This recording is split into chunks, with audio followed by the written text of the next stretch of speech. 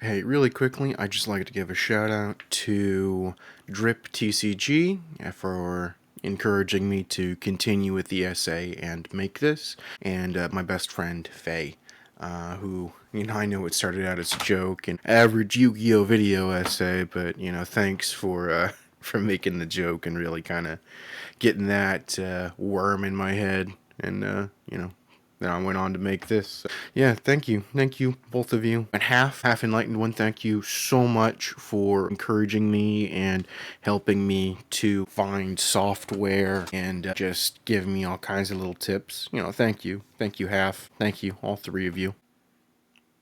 Hi. Let's start here. Before we go into the main points, who am I? Hi, you can call me Addy. I'm no one in particular, just a big fan of the game. Yu-Gi-Oh! Has been something of a perpetual part of my life. A game that I've always adored. I vividly recall getting my first Yu-Gi deck and running it with no sleeves and just dueling my brother nonstop. While he would eventually move on to Magic the Gathering, my love for the anime and the card game has never really faltered. The original Duel Monsters era, 5Ds, and Arc V being some of my favorites among the bunch. Pendulum especially was this strange new mechanic that brought me back into the game in early high school, after my cards had been languishing since about the Utopia starter deck. Why am I writing/rewriting this?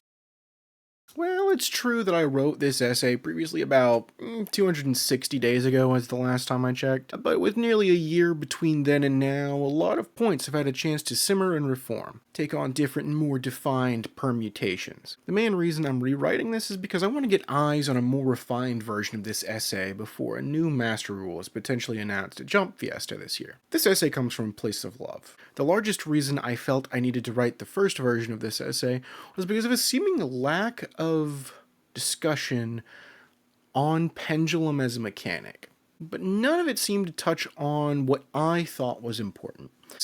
The Pendulum problem comes to mind as a video that had come out about a week before I sat down to write the initial version of this essay, though other videos such as Does the Yu-Gi-Oh! TCG Hate Pendulum Monsters by Team APS, specifically the APS Amplifier channel, Konami has officially given up on pendulums by self-avowed pendulum hater Mega Capital G. He calls himself that in about the first minute of the video, if I recall correctly, as well as Farfa's seeming change of heart of the subject over several years. The main two videos I'd point to are ranking every Yu-Gi-Oh! Summoning mechanic, and these rule changes would fix Yu-Gi-Oh! And I'll prove it. All of these videos bring up a plethora of topics about the pendulum mechanic, but offer little in the way of solutions. Other videos I discovered later on, such as What the Heck Happened with Pendulums?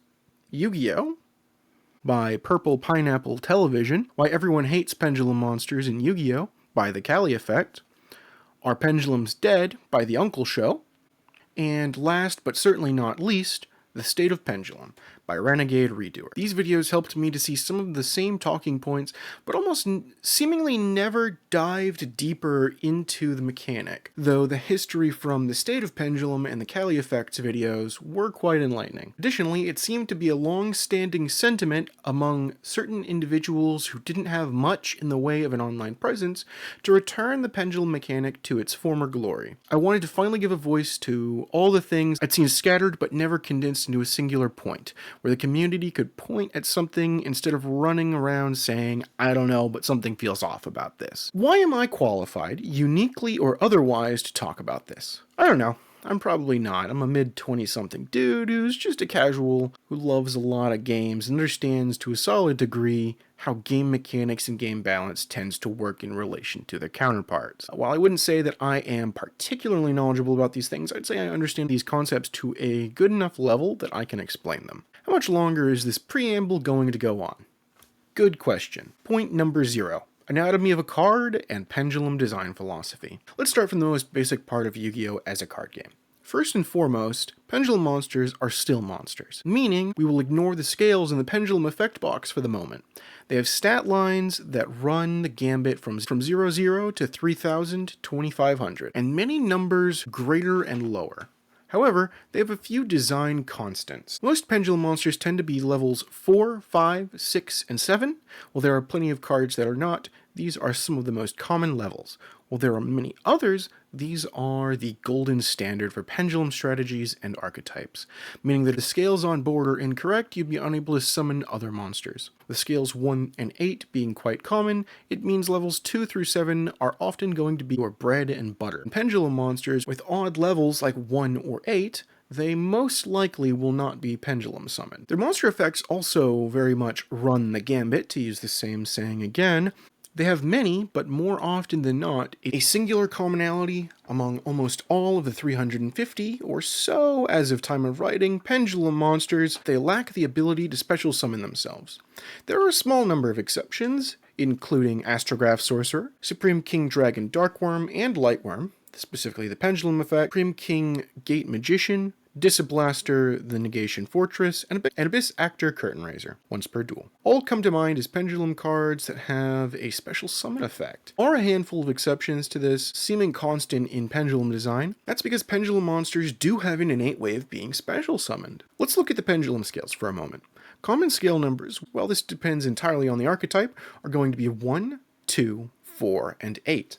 Other numbers exist. 10 in DDD is available, but you're locked into summoning only DDD monsters. Cleafort has 9, but again, the same restriction exists. 12 and 13 are out there, but largely impractical due to their restrictions. 0 is also a somewhat common number compared to the former two, but is largely irrelevant as long as you can summon level 4s. As long as you have two separate numbers and a whole number between them, you can easily summon any monster from your hand or face-up extra deck whose levels are between those numbers. 1 and 8 being 2 through 7, 1 and 3 being only level 2, 4 and 8 being 5 through 7, etc. 4 as a pendulum scale is often used as a balancing tool, meaning that the pendulum effect is very powerful and this scale is meant to counteract and balance that scale effect. Oftentimes, this design can also be seen by pendulum cards that have a scale modulation effect that punishes the player for not having the proper cards in the other scale. Finally, pendulum cards are the graveyard when they are removed, an innate replacement effect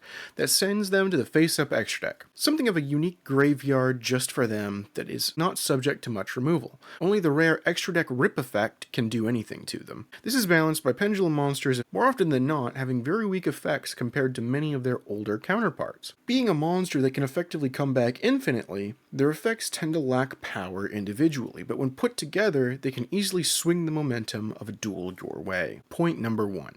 Deck building concessions, gameplay loop, and card con. However, this ability to summon up to 5 or 6 as of Master Rule 4 monsters all at once has some limitations, starting with how you build your deck. Pendulum monsters are admittedly not particularly splashable. You're basically required to run a critical mass of pendulums in order to see a mix of cards that might lead to plays. However, certain archetypes had different and similar ways of solving this problem. Simply search by paying 800 life points through Cleafort's Scout, searching any other Clee monster. Magicians had Wisdom Eye to pop itself and place any other pendulum magician in the scale, as well as Performapal Skullcrobat Joker to search on normal summon any Odd Eyes, Pendulum Magician, or Performapal monster. Performapal would also have cards like Second Donkey and Pendulum Sorcerer. Metal Foes had a pop to search, a playstyle akin to some of the early Draco Slayers that MBT would go on to coin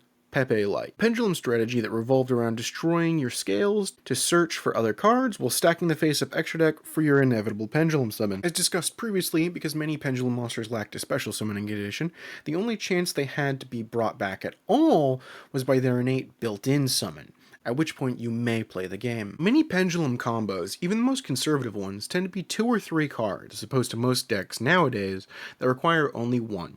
This is because the need of pendulum scales, a 2-card investment, that depending on the deck, decides how much advantage it can generate. Like in Pepe, the advantage was almost limitless. Similarly so for Ignite, Metal Foes, and Pendulum Magicians as of the structure deck Master of Pendulum. Wisdom Eye Magician began cycling Pendulum Magician. These cards would remain in the face-up extra deck where they could easily be summoned back. However, these combos were still largely ineffective without other cards being invested. Wisdom Eye required another magician in the pendulum scale to activate its effects. Metal Foes in Ignite required the targeted destruction or other cards to make the search, and Klee only required 800 life points. Performapal Pendulum Sorcerer was able to target 2 cards the owner controlled to add 2 Performapal cards. A card like Wavering Eyes was capable of working with every single Pendulum strategy by working quite similarly, perhaps even gaining advantage off of a card like Astrograph Sorcerer by adding an additional copy of the destroyed card to your hand. Adding off of destruction is a common theme, one that continues to show their ability to always bounce back. From here, you would ordinarily play from your face-up extra deck like a second hand, much like many decks do from the graveyard. However, as of Master Rule 4, this playstyle became completely untenable. Like every other summoning mechanic, they were made to follow the beat of the drum of the newly made Link mechanic. Monsters Pendulum summoned from the hand would be allowed to go freely in the main monster zones, but any monster summoned from the extra deck, face up or otherwise, needed to be summoned to the extra monster zone, or any linked zones that a Link monster pointed to, leading me to my next point. Point number 2.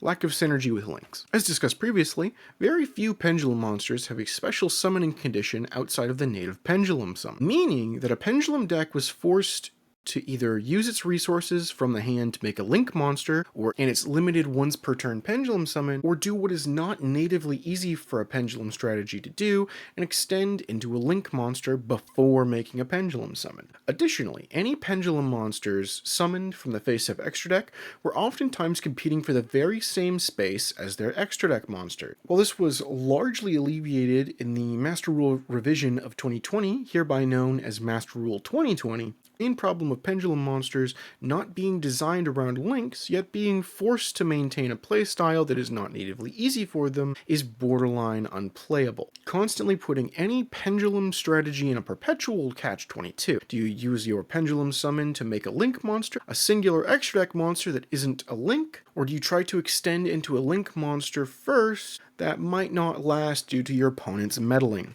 Link 1 monsters are largely useless for Pendulum strategies unless they generate advantage, as one Link arrow for a Pendulum summon means you're effectively summoning back one monster, presumably the one you just used as Link material. For any Link monster to be worthwhile for a Pendulum strategy, it must have at least 2 arrows, or generate advantage on summon, oftentimes both. The Pendulum summon itself is a powerful double-edged sword that is something of a bottleneck in the Pendulum strategy, adding a secondary bottleneck that forces a Pendulum strategy to play in a way that is not natural for it to do, and be removed by your opponent, is a difficult place to be in. Imagine playing a rank 4 toolbox deck, and while your first Xyz summon is free, in order to make another, you had to make a level 6 Synchro monster. Not an impossible feat, but as it was not natively meant to play that way, it's an awkward stretch to make turn after turn. However, Konami has seemingly been trying to alleviate this problem with another strategy instead, though it's debatable if this is even really useful. Point number 3. Recursion from the face-up extra deck and the lack thereof. There are only a handful of cards, such as Pendulum Moon, Pendulum Paradox, Amazing Pendulum, and Oath Dragon Magician, that are capable of retrieving cards from your face-up extra deck to your hand. However, these cards are largely slapdash efforts to alleviate some of the problems of Pendulum strategies that only exist due to the restrictions of Master Rule 4 and the lingering restriction of Master Rule 2020. Oath Dragon Magician, in scale, can add any Pendulum Magician or Odd Eyes card from your extra deck to your hand as long as you have another Pendulum Magician in the other scale. Having a similar effect to add an Odd Eyes or Magician monster from your graveyard to your hand on summon, something that was very rare, as for most of their time, Pendulums that went to the graveyard had no real ways of being returned back to play. Pendulum Back and Pendulum Reborn were a few ways this could happen. Pendulum Moon and Pendulum Paradox add 2 cards from your face-up extra deck to your hand, though with different conditions. Pendulum Paradox simply requires that you have the same pendulum scale but different names, while Pendulum Moon is an ignition effect that requires you to have completed scales and that the levels of the monsters are between your pendulum scales, as well as negating your cards and preventing any effects from activating until you perform a pendulum summon. She does have an additional pendulum effect, though this only adds a pendulum monster to your hand and destroys her in scale. This is 11 monsters, not including Pendulum Moon herself, in no particular order. These are Lecter Pendulum, the Draco Overlord, Luster Pendulum, the Draco Slayer, Master Pendulum, the Draco Slayer, Odd Eyes Pendulum Dragon, Odd Eyes Arc Pendulum Dragon, Double Iris Magician, always treated as a Pendulum Dragon card, Odd Eyes Pendulum Graph Dragon, Pendulum Witch, Pendulum Mucho, Performapal Pendulum Sorcerer, and Vector Pendulum, the Drac Overlord. Amazing Pendulum only adds back Pendulum Magicians, despite being a spell card, making it a largely useless card for any other Pendulum strategy. There are other cards that try to alleviate this problem, such as Extra Pendulum, a card that offers the user a second Pendulum summon, if only from the extra deck. Soul Pendulum does something similar, but requires 3 counters, which you can only gain 1 per Pendulum summon, and Pendulum Evolution requires you to summon an extra deck Pendulum, Fusion Synchro or Xyz, to get an additional Pendulum summon. While these options are appreciated, they do little to actually allow for the alleviation of these problems. Number 4. Lack of support for the pendulum mechanic. In my previous version of this essay, I gave this specific point, formerly point number 6, an asterisk, as it was slightly before the release of Age of Overlord, and I had some hope for the set. While I was far from disappointed, with cards like Exceed the Pendulum making a wonderful recovery tool and interactive card that can meaningfully interact with your opponent while respecting that it connects back to your pendulum scales. However, I believe the point still stands that Konami has largely failed to support this mechanic in the Master Rule 4 and 2020 era. A card like Heavy Metal Foe's Electromite, like many of the other Link monsters released to support a specific mechanic, was banned, just like Kriston Hyalka Fibrax, Union Carrier, and Predaplant Verte Anaconda. They were overtuned or abused by other decks. However, due to the requirement of Electromite to use 2 Pendulum monsters, it was largely impossible to splash the monster into any deck other than a Pendulum deck. This was largely the only support Pendulums received as a whole for the entirety of Master Rule 4. Only 2 years later, after Electromite's banning, did Konami finally print Beyond the Pendulum, though this did little to alleviate the perpetual catch-22 that any Pendulum strategy is caught in. Extend to make a Link monster so you can Pendulum summon, or just Pendulum summon whatever you currently can. While singular archetypes have gotten support in the form of dedicated links like Abyss Actor, DDD, Klee, and Magispector, as well as other cards to seemingly attempt to address the very same issues I've listed here and in previous segments, such as Extra Pendulum.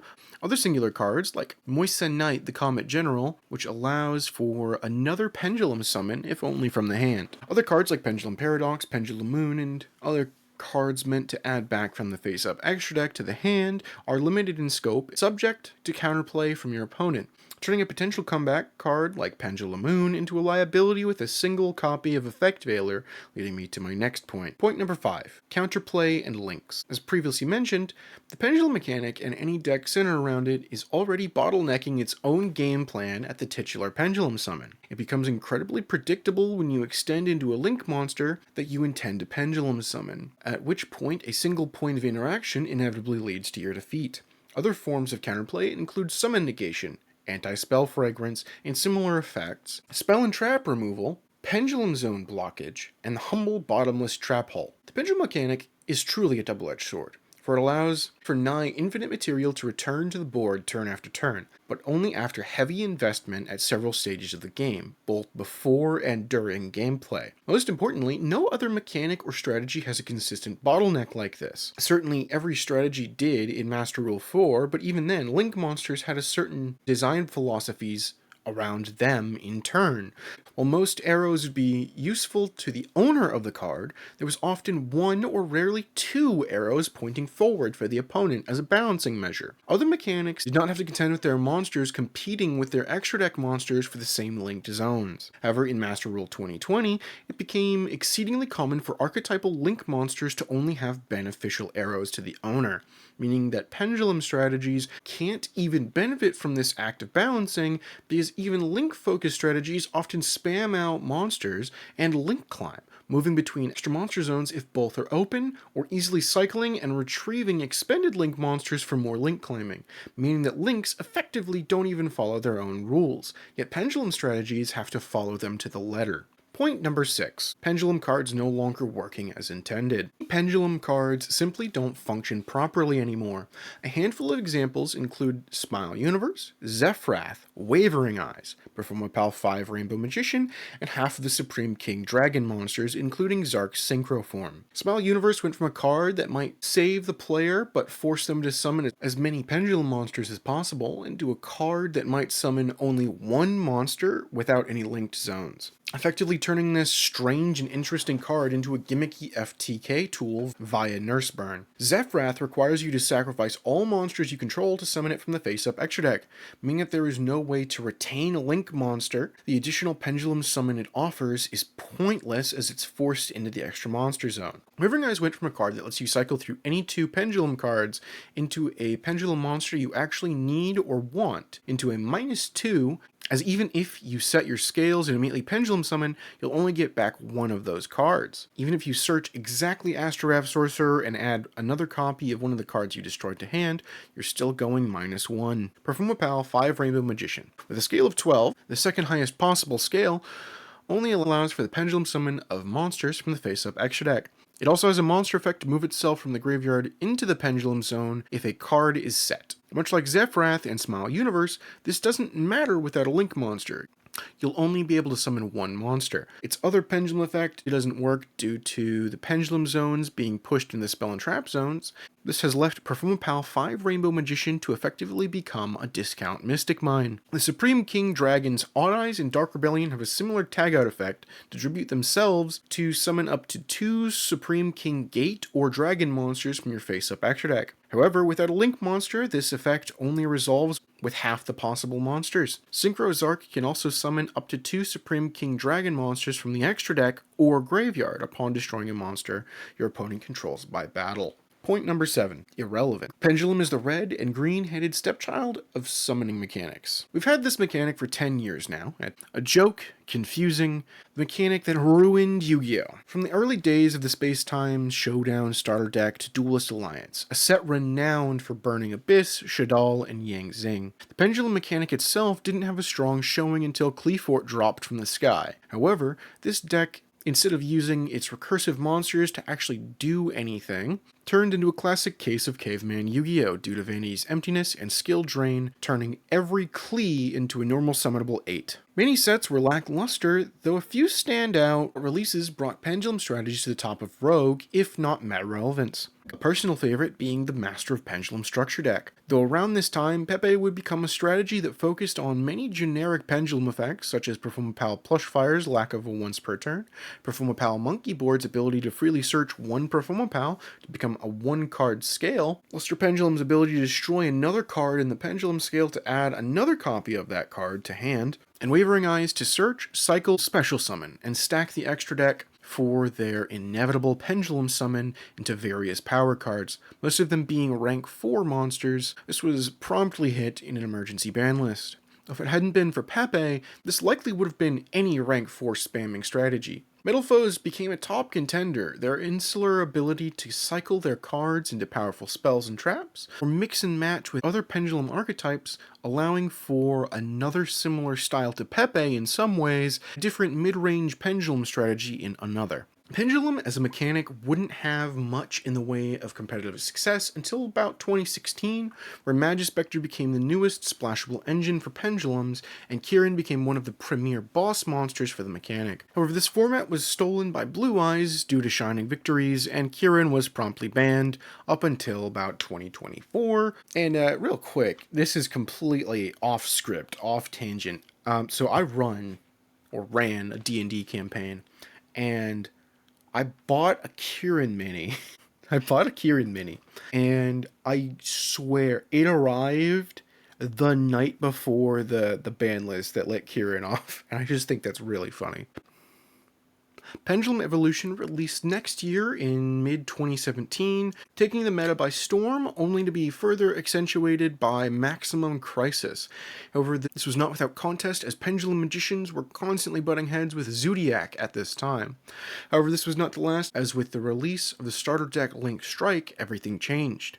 While the Pendulum mechanic as a whole was viewed to have some level of strength that most others didn't, the weaknesses began to creep in as the same problems I've listed before began to catch up with Pendulum strategies. For some future showings with toss and hat formats, it's debatable if this was the power of the Pendulum mechanic or the singular interaction between Heavy Metal Foes Electromite and Astrograph Sorcerer. I personally lean toward the latter, leading us to the daunting power creep that not only surpassed Master Rule 4 Pendulum summoning, but has more than likely surpassed Master Rule 3 Pendulums as well.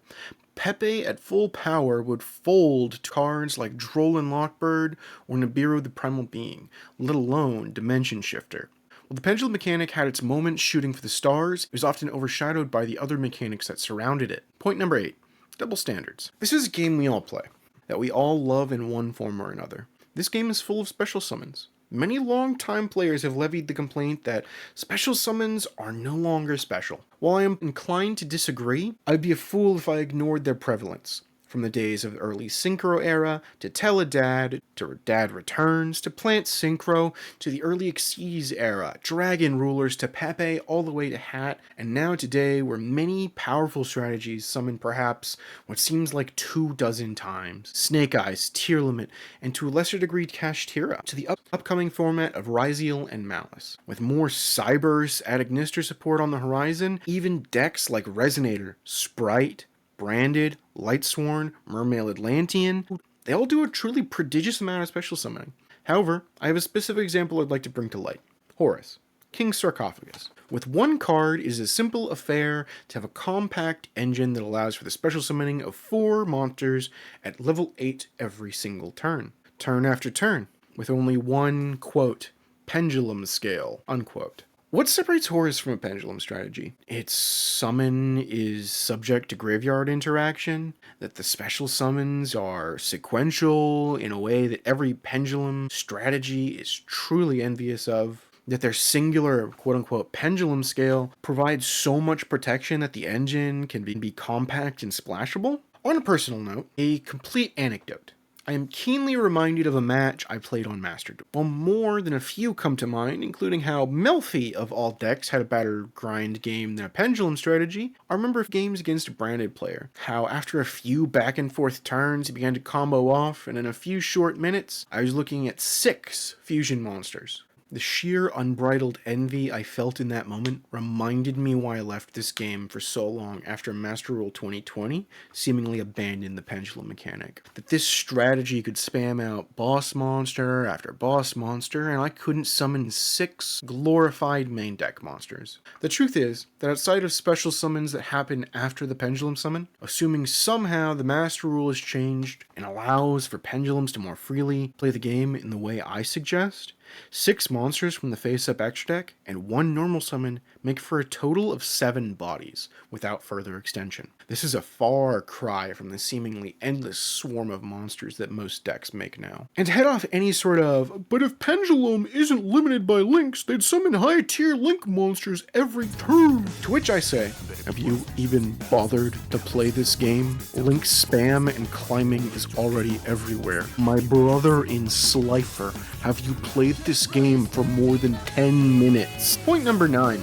But it works that way in the anime! I do partially kid, naming this section as I did, though I am quite serious. In the years since Pendulum's introduction to the game, they have not debuted in another anime since RV. When the anime aired, the rules in the anime were akin to how the cards worked in real life. Sure, there was differences between anime effects and real effects, but that's bound to happen. While I understand that the Pendulum zones more than likely can't be reverted to be separate from the spell trap zones due to cards like Disablaster and the entire Valence archetype, the idea that someone who watches Arc V for the first time builds a Pendulum deck and is told, actually, that's not how it works anymore, is kind of heartbreaking. While every single Yu-Gi-Oh! Anime has had its fair share of nonsense moments and exceptionally specific cards, largely all tried to follow the basic rules of the game. GX, 5Ds, Zexal, and Vrains have all showed accurate depictions of their premier mechanics. While Vrains did change everything with the introduction of Link monsters, there was not a single instance of a Pendulum monster or Pendulum summon, effectively writing Pendulum out of the game rather than innovating or updating the mechanic, retroactively changing Arc V to no longer be accurate to its debut mechanic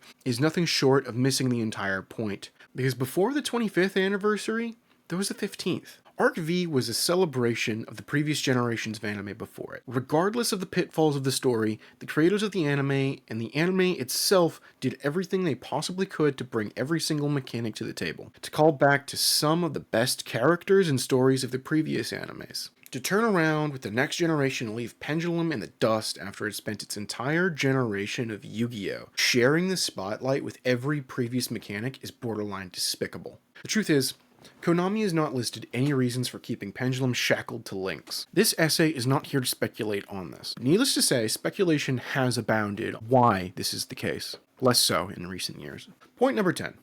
Why do companies nerf things? Nerf, informal, verb, cause to be weak or ineffective. Companies will often turn to nerfing a character such as a fighting game, shooter, a la Overwatch, or MOBA, such as League of Legends, due to, more often than not, overrepresentation due to the sheer power of that character. I believe in number 7, this notion of the pendulum mechanic being too strong has been entirely dispelled. Point 11.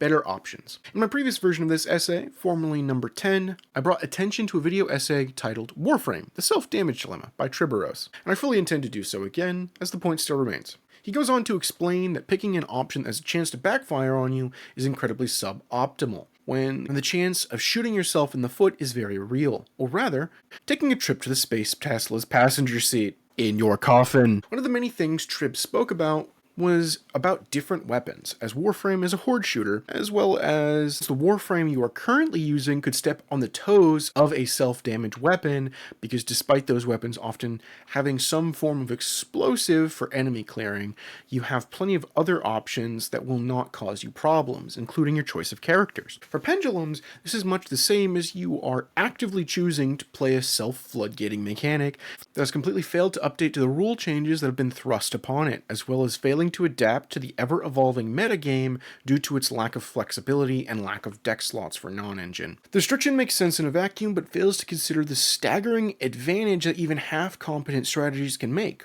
Oftentimes, better options, better answers, better combos. Any pendulum strategy today has to deal with all the previous problems listed. The double bottleneck of the pendulum summon, the fact that your opponent can easily remove your predictable link monster while not relying on link monsters themselves, the game balance having shifted to no longer include many forward-facing arrows, the recursion and grind game that would have made Master Rule 3 pendulums blush, and many of your cards just not functioning anymore. Even in a more casual setting, all the same weaknesses remain. Point number 12. The future of pendulum design. As of writing, it's been a little over a year since the release of Age of Overlord. While cards like Supreme King Gate Magician have alleviated some of the problems I've listed, it does nothing for the mechanic as a whole. This does nothing for Metal Foes, for Zephyra, for Abyss Actors. Cards like Disablaster and Negation Fortress having a truly interesting special summoning condition worked in that makes extending in Pendulum strategies much easier, as well as being oddly splashable in Cyber Dragon. Pendulum Witch is a card that has caught my attention. While its monster effect is nothing particularly special, being able to destroy itself and another card you control to search for any level 4 or lower pendulum and float into your scale is great for any pendulum strategy, and its status as an 8 scale makes it a perfect high scale for strategies that lacked a dedicated one, such as Magispector. Its pendulum effect is curious and quite telling. I'll go ahead and read it verbatim. If a face-up fusion, synchro, and/or exceeds monster you control is destroyed by a battle or an opponent's card effect while this card is in your pendulum zone, you can add one pendulum monster with the same original type as one of those monsters from your deck to your face-up extra deck. You can only use this effect of Pendulum Witch once per turn. In a way, it's something of a pendulum treasure, but Pendulum as a mechanic was intended to bring together the 3 previous mechanics into a single coherent playstyle. I'm reasonably sure that not a single Pendulum card has the word Link or reference to Link monsters on it. The reason why I find Pendulum Witch so interesting is because of that pendulum effect. As it stands right now, it's kind of bad. I don't think she's nearly on the same caliber of Junk Speeder, but I can't help but wonder if there's a parallel there. Junk Speeder being a card that at the tail end of Master Rule 4 locked you into synchros despite summoning many synchron monsters. Pendulum Witch stacking the face-up extra deck seems largely useless if you need a Link monster, but in a world where you no longer need a Link monster, this could get you the exact Pendulum monster you need for the next turn. For Mage support. Not a Link monster in sight. While I can't say for certain what the future holds, the many special summons and level modulation points to all intentions being for Xyz and Fusion summons, though it seems like Link is just as available. Speedroid support. Some of it is Pendulum. I am curious to see how this one turns out as well. Though, without a doubt, this is a synchro strategy at the end of the day, not a pendulum one. DDD support. Some solid extenders, but DDD has always been a combo deck that can pendulum summon, not a pendulum deck that could combo, if that makes any sense. Ganba Luminous Ryuj of the Starforge. While not strictly pendulum support, this card can special summon itself from the face-up extra deck, putting it on a very short list of monsters, such as Chaos Emperor, the Dragon of Armageddon, and Dreaming Numerelia. Ritual summoning from the face-up extra deck feels wrong to me, and Having to put it in the extra monster zone feels worse. My speculation is that this could be a hint for a changing master rule, but time will tell, and even I lack hope on this particular issue. Odd Eyes Soul Blaze Dragon. I'm not sure how to feel about this one. Sure, it makes comboing into Synchro's Arc pretty easy, but the pendulum lock on it is quite strange and it's nothing particularly new. Pot of Riches did it almost a decade ago, though if the master rule remains the same, I don't see much use for it, and if it changes, I don't see why it would be particularly useful. Point 13. Closing thoughts. The Pendulum mechanic is truly unique. A once per turn ability to summon 6 monsters all at once, at the trade-off of it being your only real way to special summon monsters. This mechanic, based on the principle of versatility and always bouncing back, has been through a lot. While I understand that this mechanic is not everyone's favorite, this mechanic made me fall in love with the game all over again. It was, well and truly, to use the same word again, unique. We've had this mechanic for 10 years now. Only for 3 of them has it been at full power. This mechanic deserves some respect for being a mainline mechanic with an anime debut, but more importantly, it deserves to function as intended. Sure, I have some ideas that could be interesting, such as pendulum zones being considered pendulum zones at all times unless the player sets a card there, effectively giving protection to all players from cards like Kashtira's zone locking, but these ideas are not why I'm here. I don't want to reinvent the wheel, I just want to make sure it isn't flat. So, if you come this far, thanks for listening to my rambling, all 6,370-ish words.